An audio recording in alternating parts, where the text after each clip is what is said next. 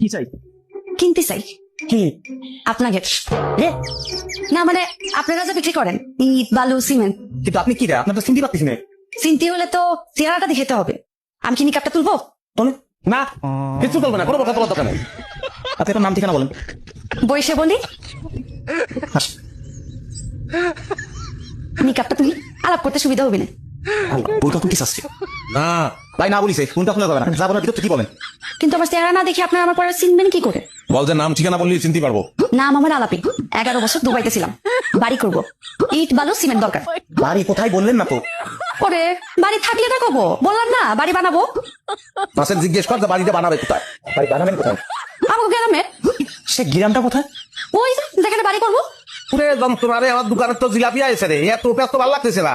এই যে আপনি তো পেঁচেছেন কেন? পেঁচাচ্ছেন তো আপনারা, সদাই করতে আসিছি। ঠিকানা লাগবে কেন? আত্মীয়তা তো করতে আসিনি। নাকি ইচ্ছা আছে আত্মীয়তা করার? থাকলে বলেন, বইকাটা তুলি একবার দেখেও নিলেন। মাসের ওনার উঠতি বল। আপনি ওঠাই উঠবো মানে? ওনার কাছে সদাই ব্যস্ত না, হ্যাঁ, বল যে আমাদের ইচ্ছা।